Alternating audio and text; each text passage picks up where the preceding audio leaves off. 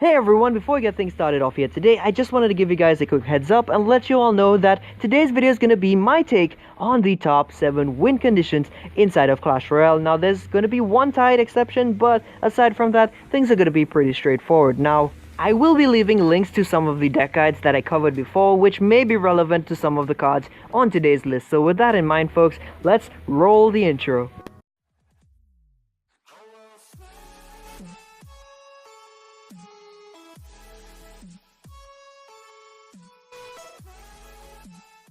Hey, what is going on everyone? Welcome back to another Clash Royale video, and today we're going to be taking a look at a different type of video which I have never attempted to cover in the past yet on my channel, but today we're going to be making a bit of a change here. So today's video is going to be all about the best win conditions inside of Clash Royale right now, at least in the opinion of yours truly. So with that out of the way, I just want to make one thing really clear for you all here, and that is that in these types of videos, I might showcase some really old gameplay. As you can see right now, the flying machine has its first texture there and not the current one that we're used to already. So the reason for this is because I have a lot of replays that I recorded in the past that I never really got around to showcasing, or at least I have some of them on my phone that I'm really skeptical about, so I just want to burn these replays while still being able to discuss what I need to. So what really matters in these videos is what I say and not so much what I actually show on the screen. So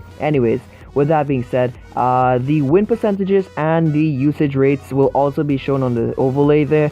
I put them there just so that you guys can reference what the stats were like for these cards at the time of making this video. Now the stats will change obviously over time, but my general opinion on these cards may not change so easily. So with that being said there folks, our first card is going to be the Graveyard. Now this card, while being rendered next to useless when a poison spell is cast on it, it can still be quite the devastating punish card when used in the right hands. Now if the user or wielder really is patient and is able to keep track of all their opponent's counters and also keep tabs on their elixir count, then that individual may just be able to navigate around the disadvantages which they may have in that given matchup there, and then eventually wreck any careless opponents who they come across. Now, like any card, levels do help quite a bit really, but in the case of the Graveyard here, it's only going to help out a bit with the minor interactions, such as whether or not the skeleton spawned in from the graveyard will in fact die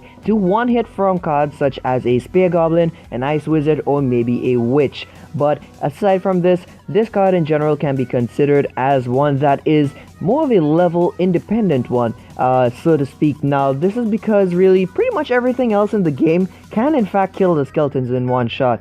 So again, it does not really matter the level. What really matters is the circumstances at hand for when you do decide to drop a graveyard. So these would be the timing and placement of the graveyard there. So those are the factors which matter most in order to execute a successful or lucrative graveyard push, at least in the opinion of yours truly. Now with all of that being said there, the graveyard is generally a decent card to invest in because most of the decks in which it's used generally have solid defense for the most part, so it's not impossible to draw out a match which you are finding some difficulty in, and also the other cards in the deck can in fact be found in a wide variety of other decks, making it a very wise choice to invest in the graveyard there because of the other cards still being applicable to any other archetype overall besides its own, which I generally like to consider as beatdown. Now the real limiting factors in using this card may actually stem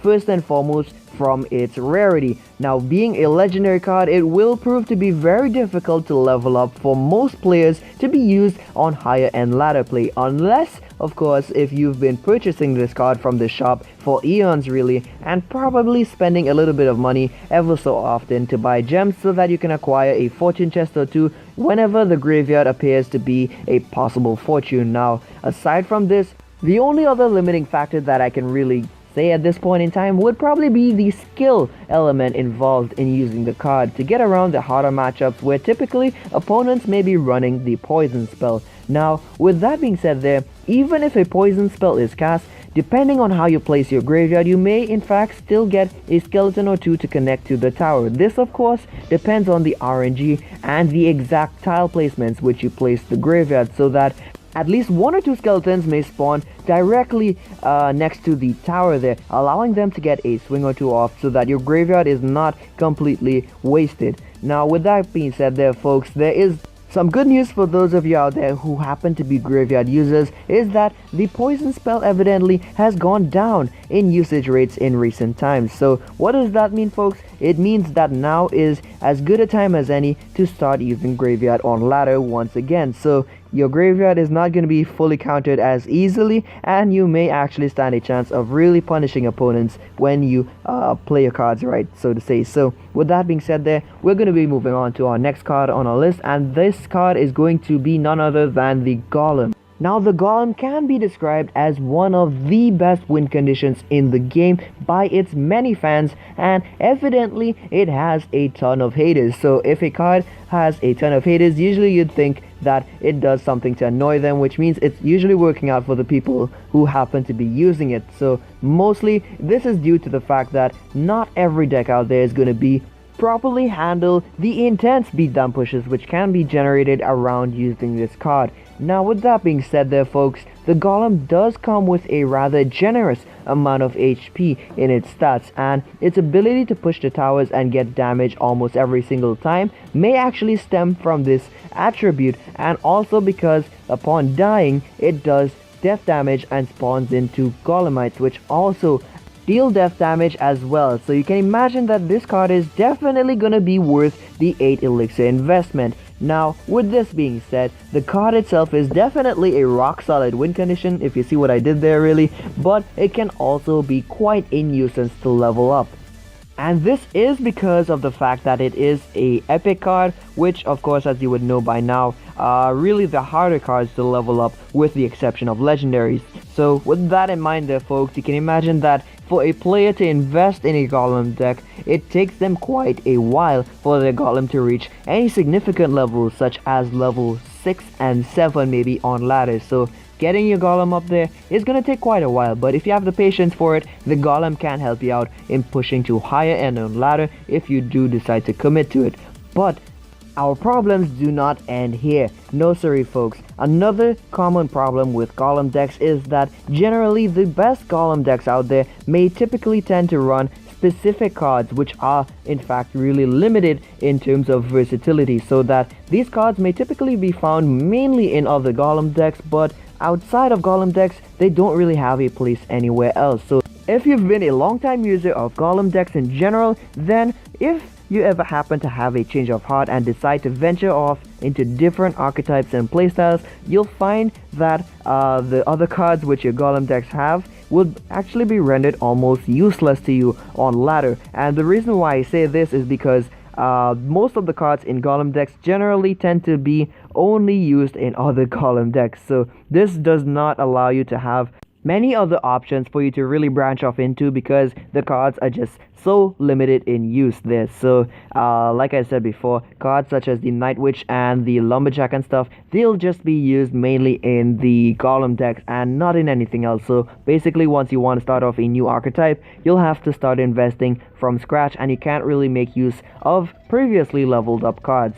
So aside from this, now another problem there is in fact the other cards which you use and their rarities. So if it wasn't enough that the Golem itself was hard to level to begin with, another problem is that most of the cards found in Golem decks are typically going to be legendary cards, epic, and rare. So as you can imagine by now, Golem decks are generally not the most free-to-play friendly decks out there. So this makes them really hard to level up for most players, and most of the time really you're not going to be able to push very high because you'll be stuck trying to upgrade all these different cards, unless of course you're probably someone who can afford challenges and maybe purchasing special offers from the shop every now and then. So if you're able to do this, you might be able to level up the Golem and the other cards used in the deck, but if not, you're going to be finding yourself struggling on ladder very often. So with that being said there, folks, the Golem still again is a very reliable win condition, but I would still encourage many others to try some of the other win conditions in our video here today. So with that being said there folks, we're going to be moving on to our next card. So this next card is actually supposed to be the Hog Rider. However, in recent times the Royal Hogs were also buffed as well. So nowadays I'm kind of seeing the Royal Hogs and the Hog Rider as almost equals, because each of them has their own pros and cons. So originally the Hog Rider was more relevant, but like I said, after the recent buffs, many players were having great success with the newly buffed Royal Hogs for a wide array of reasons. Now, both of these cards may target buildings and tend to move at very quick speeds, but there's a little bit of controversy between picking either one of them, so that's why I actually have them both tied in this spot here for my rankings. Now, for those of you who would prefer to play a cheaper cycle deck out there, then the Hog Rider is probably the card for you to use, as getting those 1 or 2 mighty swings on a tower from time to time can feel very satisfying, because the Hog Rider does cost 4 elixir, and typically most opponents who aren't prepared to deal with a Hog Rider may end up spending quite a bit of elixir there trying to stop it, especially in late game. But despite this being said here, the Hog Rider does have a lot of straight counters, such as the Cannon, Tesla, Tornado, and the Mini P.E.K.K.A. Also the Big P.E.K.K.A. as well, if you really want to get technical here, but the Big P.E.K.K.A. is more of a more expensive counter really, so you won't see that many players using the Big P.E.K.K.A. to counter a lone Hog Rider. Now, we're going to be talking about the Royal Hogs now. So, on the other hand, the Royal Hogs do cost 1 extra elixir as compared to the Hog Rider, but they also have a spawn count of 4, which tends to make them a bit more difficult to deal with, as traditional Hog Rider counters aren't going to be quite as effective since there's a spawn count of 4 of them, and most of these Hog Rider counters are generally single targets. So this means that while their Cannon, Tesla, Lumberjack, Mini P.E.K.K.A. or whatever it is, they usually counter Hog Riders with busy dealing with a single Royal Hog. More often than not, the other Royal Hogs, or the Piglets, however you wish to term them, will be laying into whatever building is closest and possibly dealing a lot of damage on the Crown Tower as well.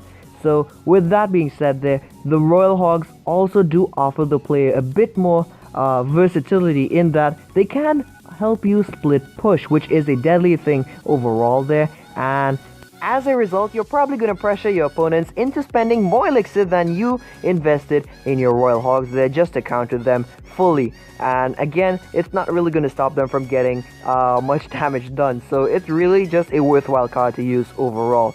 So with that being said there folks, both of these cards are still rare cards at the end of the day, which means that they're both not too hard to level up overall. So it's really just going to boil down to your personal preferences. So whether you prefer the single target Hog Rider and stuff there for the cheaper elixir cost, or you prefer the more expensive Royal Hogs that have the highest spawn count, it's really up to you at the end of the day. So let me know in the comments, which one of these two cards would you prefer to pick if you had the choice to upgrade one of these to max level for ladder play. So with that being said there folks, we're moving on to our next card, and this card is not going to be so much of a surprise. This card had to be on the list because of the sheer amount of people who would probably go on to say how skilled of a card it is to use. I'm referring to none other than the X-Bow. So while this card may in fact have a really low usage rate, 1.3% usage rate mind you at the time of recording this, the X-Bow does in fact have a really high win rate there as compared to its usage rate, and that would be 56.4%. So the X-Bow is arguably one of the most high skill cap decks out there in the game to use regardless of the current meta. Now, your success with this card in general may be heavily relied upon by your skill as a player and not so much as your card levels overall, like you would be really accustomed to by now when using any other deck overall. So even if your X-Bow is level 1, level 2, level 3, you get the idea. You can push up fairly decently on ladder so long as you have the aptitude to play the deck. So even if your cards are pretty much just tournament standard, most of you out there may still be able to make the X-Bow work so long as you know exactly what you're doing with it. So even if your cards are tournament standard still, I'm pretty sure as long as you have the skill for it, you can in fact push up to at least 4,000 trophies, if not a little more than that. So it's fairly safe to say that the skill is really what makes the deck work and not so much the levels. Now, some of the cards in export decks have been nerfed over time, such as most recently the Tesla, but this of course only changes minor interactions, so the Expo itself still remains a very good card to invest in. Now, despite the Expo itself being of epic rarity, which makes it a bit harder to level up, I'd still recommend players give it a try because it is still a viable option for those who have the patience to use it, and more often than not, the cards used in the deck are kind of pretty flexible overall, as they are found in a lot of other decks. So cards such as the Ice Spirit, Tesla, Knight, Valkyrie, Ice Golem, and Mega Minion can be used in a number of other decks, and also cards such as the Ice Wizard, Inferno Dragon, and Tornado, which are generally level independent cards, can be found in some Expo decks as well. So that's just a bit of food for thought for you guys. So moving on now, our next card coming up at number 3 on our list is going to be the Mortar. So contrary to the Expo, Mortar has a much lower skill cap, but it also has a higher usage and win rate for several reasons, and one of these would be mainly because of the fact that it is indeed a common card, which makes it that much easier to level up. And there's also an abundance of Mortar decks which utilize other common cards that can be versatile enough to fit into other decks as well, making it a very good option to try out.